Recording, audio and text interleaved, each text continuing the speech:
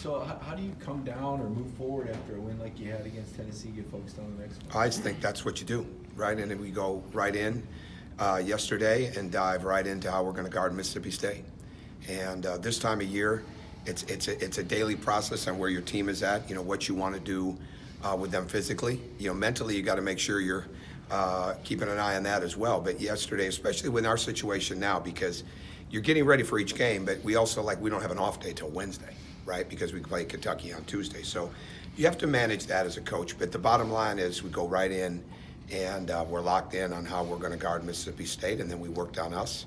And then today we'll have more of a regular type of practice, not a long one, but then go and get ready to play. So it's not that hard. It's really not. And I think when you're in a league like this, they understand. I mean, every game right now, because they've been in every game in this situation, what we've had in the last couple of weeks, really the entire season. But when you look at the Memphis game to the SEC schedule, I mean, every game has been a huge battle. So I think you start to figure out that there's no way you can look ahead, look beyond, look back.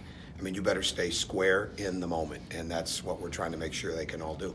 What's the latest on Sahvir? Will he be able to go? Hopefully. We didn't practice him yesterday. He walked through all the stuff that we did yesterday, but we're hopeful we'll see more after today. What's his importance? I mean, obviously you inserted him in a What's his importance? I know. Well, I think it's I know pretty the clear. answer to that, but if he wasn't able to go, Well, we just have to deal with it, right? If he can't, it is what it is. I mean, you just go, right? I mean, that's why you try to develop and try to get multi-dimensional, versatile guys.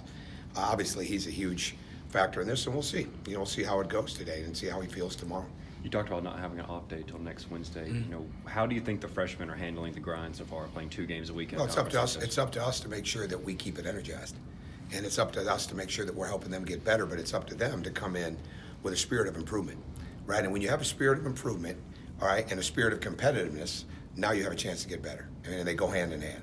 It's not just about coming in, I'm going to get better, but I don't want to compete. And it's not just about, well, I just want to play, but I don't want to learn, right? I mean, you have to have both. And so I think that's the biggest thing you can try to do. And then you just keep looking at it. I mean, you definitely have to manage it differently when you have this many young guys. I mean, so that becomes a part of the daily process. But you don't get away from what's the most important to get ready for that game.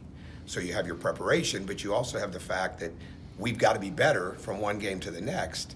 So the more that we're improving, the more that they're improving their skills, the more that they're improving the synergy of being on the, being with different guys, or the groups are together, repping our repping out so we get our execution right. Those type of things are important. you were on Jaquan too? What about? Oh, you missed. Yeah, he's clear. He practiced yesterday. Yeah, go ahead. Anything As else? far as Mississippi State goes, just as far as their personnel goes, how y'all match They're up to tough the now. challenge? They're tough. Reggie Perry is playing phenomenal. And Nick Witherspoon just changes everything in there again because of the quickness and speed. He's so good off the dribble. And I didn't coach against him last year. But I don't believe so, right? He didn't play in the game we had, right? Not So last year. the bottom line with him is he can really, really get to the basket. And they're good. I mean, they're leading the league in offensive rebounding. They're getting 14 offensive rebounds a game. And Perry and Adu are getting 8, right? So that's a big task. I mean, every game we come in here talking about how important the rebounding is. Now we're playing the league leader, right? So that part of it is tough.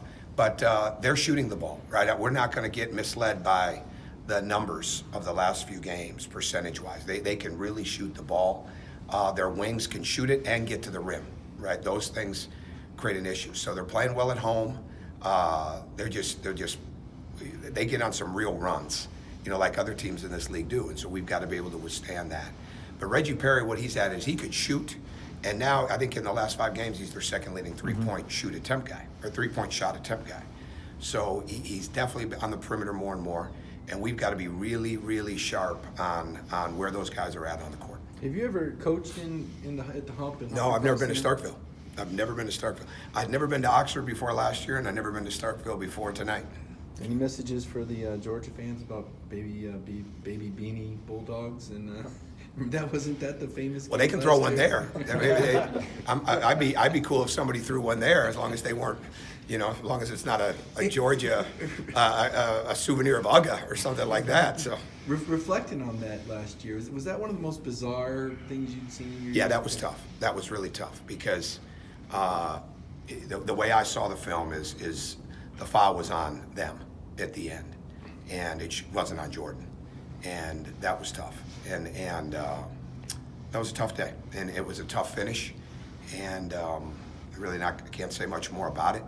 I think by going to the microphone, I think you try to settle it down. I think it's different if you're instigating something. There was nobody instigating anything. It was an isolated incident, and it was no question I was disappointed in how it was managed.